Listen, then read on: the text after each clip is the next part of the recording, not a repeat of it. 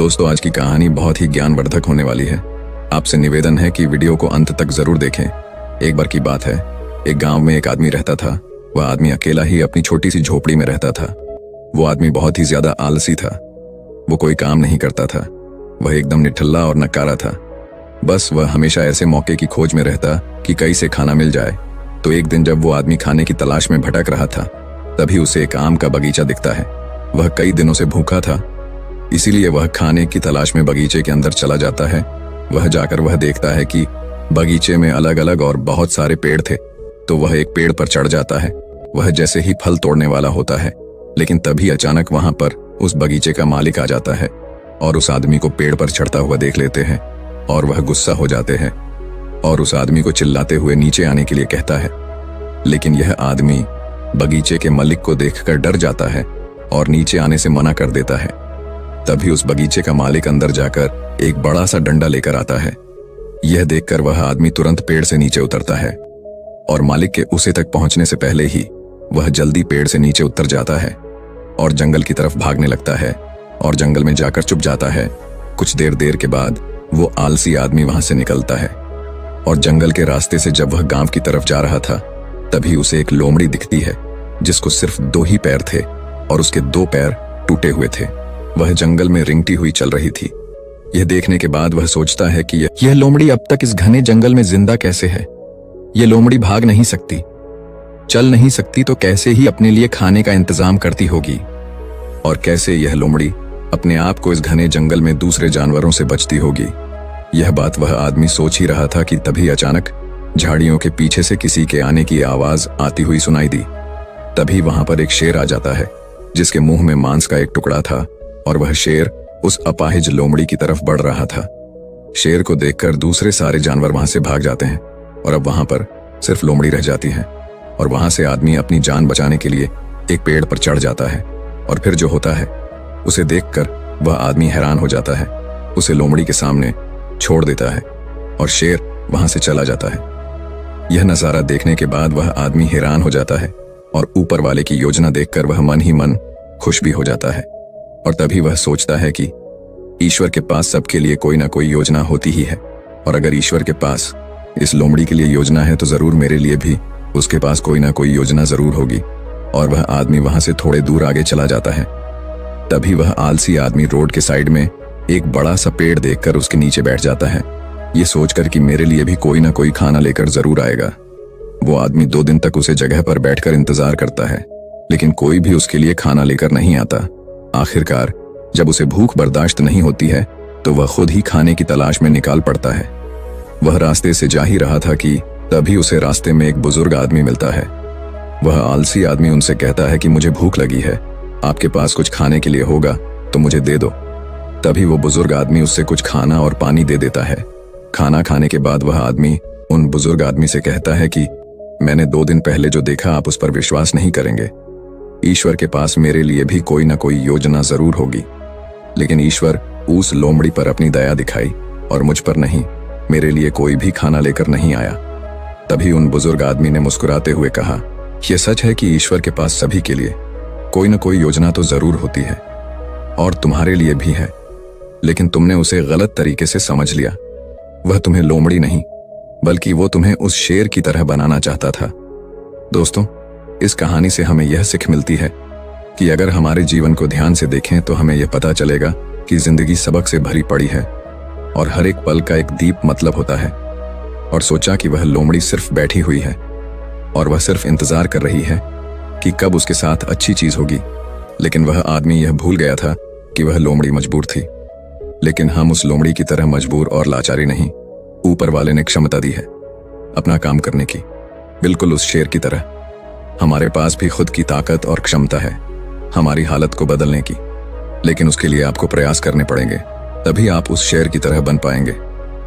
एक बार की बात है, एक राज्य में एक राजा था। उसका एक वफादार मंत्री था। राजा का मंत्री बहुत बुद्धिमान था। वह अक्सर कहा करता था कि जो भी होता है अच्छे के लिए होता है। एक बार राजा अपने सिंहासन पर बैठा था, मंत्री भी उसके बगल में ही बैठा था। अचानक मंत्री की तलवार राजा के पैर पर गिर गई और उसके पैर की एक उंगली कट गई। तभी मंत्री ने कहा, महाराज, जो भी होता है अच्छे के लिए होता है। राजा यह सुनकर बहुत गुस्सा हुआ।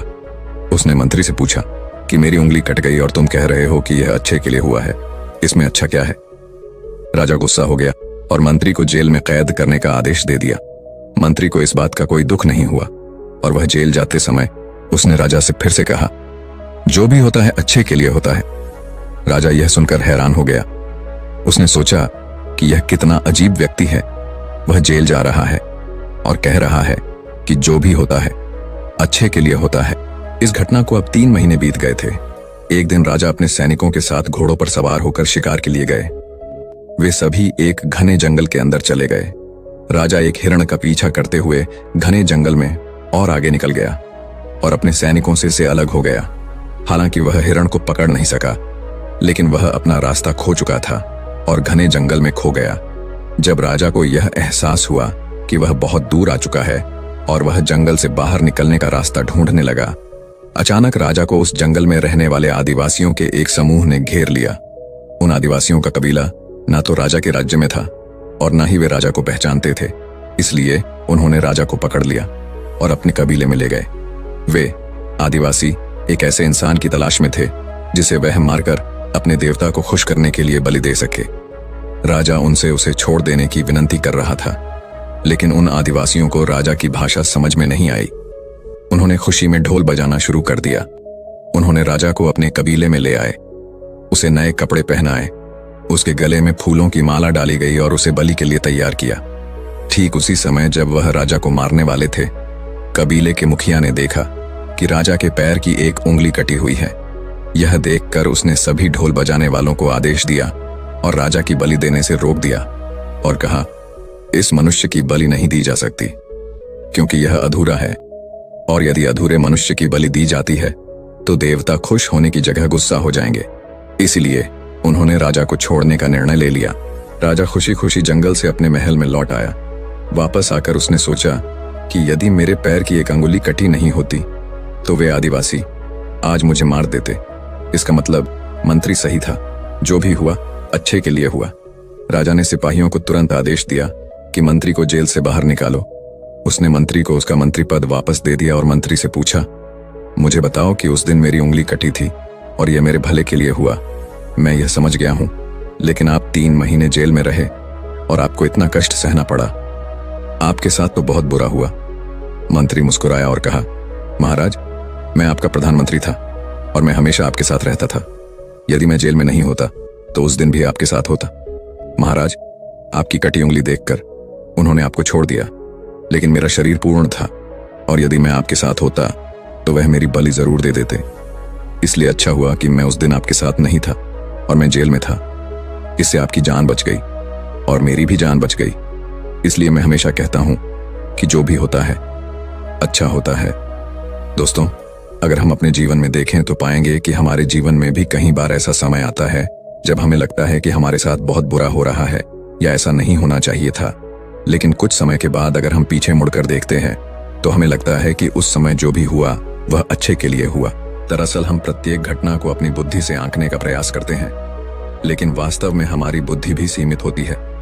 हम अपनी सीमित बुद्धि से किसी घटना के उचित या अनुचित होने का आकलन नहीं कर सकते। पूरा संसार कर्म पर आधारित है। जो अच्छे कर्म करता है उसे सुख मिलता है और जो बुरे कर्म करता है उसे दुख मिलता है। इसलिए अगर आप किसी दुखद दौर से गुजर रहे हैं तो हमेशा याद रखें कि आपके बुरे कर्म कट रहे हैं और प्रकृति आपको आपके बुरे कर्मों का फल देकर हर समय उन्नति की ओर ले जा रही है। यह सृष्टि हमारे दुश्मनों द्वारा नहीं बनाई गई है, इसलिए इस दुनिया में कुछ भी गलत नहीं हो सकता। इसलिए अपने दिमाग से यह ख्याल निकाल दीजिए कि आपके साथ कुछ बुरा हो सकता है, और हमेशा याद रखिए कि कभी कभी जो भी होता है अच्छे के लिए ही होता है। दोस्तों, आपने आज के इस वीडियो से क्या सीखा वह मुझे आप कमेंट में बता सकते हैं। इसी के साथ में उम्मीद है कि आपको आज की वीडियो पसंद आई होगी, तो इस वीडियो को उस इंसान को शेयर करें जिससे ये कहानी सुनने की जरूरत है, और उसी के ठीक बाद चैनल को सब्सक्राइब करें। तो चलिए फिर मिलते हैं ऐसी एक और नई वीडियो में एक नए मैसेज के साथ। तब तक के लिए अपना ख्याल रखें। धन्यवाद और नमो बुद्धाय।